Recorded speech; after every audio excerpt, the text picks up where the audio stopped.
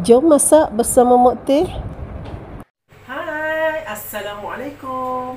Okey, kembali lagi bersua bersama Mak Teh. Okey, di Mak Teh Channel. Di resipi kali ni Mak Teh nak kongsi dengan anda resipi Sambal tumis serbaguna. Okey, sambal tumis ni boleh dimakan dengan nasi lemak ataupun nasi biasa pun boleh, dan boleh buat burger Malaysia, inti burger Malaysia dan sebagainya lah, pelbagai sebenarnya untuk buat nasi goreng ke dan sebagainya. Okey. Senang saja sebenarnya resipi sambal tumis ni.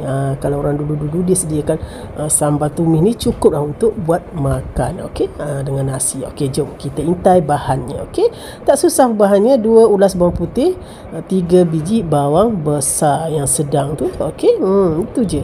Ataupun nak gantikan dengan bawang kecil, bawang merah kecil pun boleh. Okey, sesuai selera lah. Okey, kalau ada bawang kecil merah yang banyak tu boleh masukkan, lebihkan sikit. Yang penting lebihkan bawang besar ataupun bawang merah kecil tu. Itu sebenarnya menyedapkan sambal tumis. Okey, 2 ulas bawang putih tu akan cincang halus. Nak tumbuk pun boleh. Okey, nak kisar bawang ni pun boleh, ataupun nak racik macam waktu buat ni pun boleh. Potong kecil-kecil macam ni. Okey, hiris nipis-nipis macam ni pun boleh. Mak Teh suka hiris nipis macam ni, dan Mak Teh rasa sebab Mak Teh suka kan apabila makan sambal tu rasa bawang. Tapi kalau anda nak kisar pun tak kisah, terpulang lah. Yang penting bahan-bahan ni cukup kita masukkan dalam sambal tumis kita tu. Memang menjadikan sambal tumis tu lagi sedap. Okey. Okey, Mak Teh potong sehingga habis lah. Okey, potong nipis-nipis bawang besar. Okey, bawang besar ni Mak Teh guna 3 biji sebab bawang besar ni dia sedang je saiznya. Okey, ini cili kisar. Okey, dan panaskan sedikit minyak. Boleh masukkan bahan yang dipotong nipis-nipis tadi. Okey, macam bawang putih dan bawang besar. Okey, panaskan di dalam kuali itulah dengan minyak yang sedang dan sederhana. Masak dengan api yang sederhana, ya.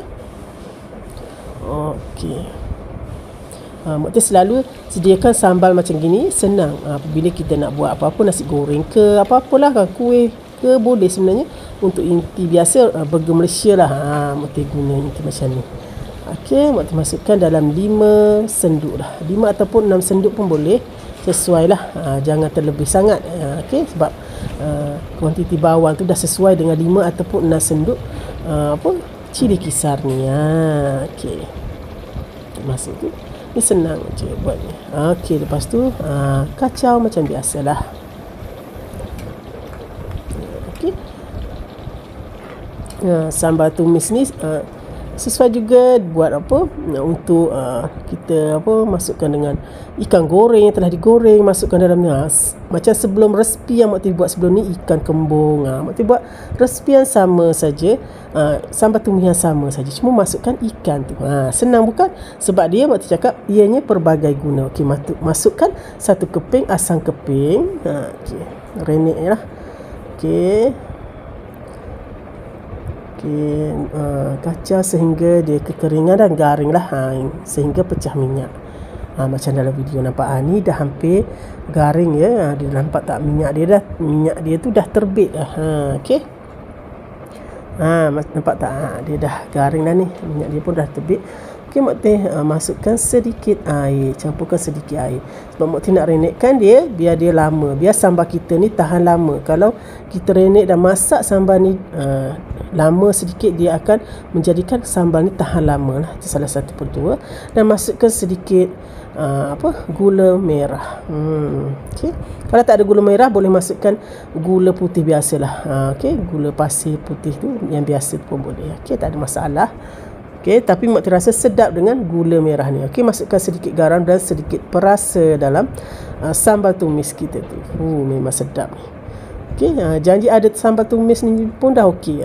Lauk orang dulu-dulu yang penting ada sambal tumis ni. Kan? Ada setengah orang suka masukkan ikan bilis. Tak kisahlah. Sebenarnya buat macam ni je, simple macam ni pun dah sedap. Lawanlah dengan apa-apa kan yang kita nak makan pun dah sedap. Yang penting ada sambal tumis ni dekat meja makan. Kan? Okey, renekkan sehingga terbit minyak. Okey, lepas tu boleh dihidangkan. Senang bukan? Tak susah pun buatnya. Senang sangat-sangat. Okey. Lepas tu tunggu apa lagi? Okey, masukkan dalam mangkuk. Sedia dihidangkan. Maka terhasillah sambal. Okey, apa? Sambal tumis by Mokti. Sesuai dan pelbagai guna untuk masakan. Okey, boleh juga panggil ibu sambal. Lebih kurang macam tu lah. Okey, sambal tumis pelbagai guna dah siap by Mokti. Okey, anda boleh cuba resipi ni, ringkas dan mudah sangat. Yang penting sedap dan pelbagai guna. Jadi memudahkan ibu-ibu di dapur. Okey. Okey, selamat mencuba. Okey. Mokti doakan anda semua sukses dan boleh try resipi ringkas daripada Mokti. Okey, salam sayang daripada Mokti. Sampai jumpa lagi. Bye. Assalamualaikum.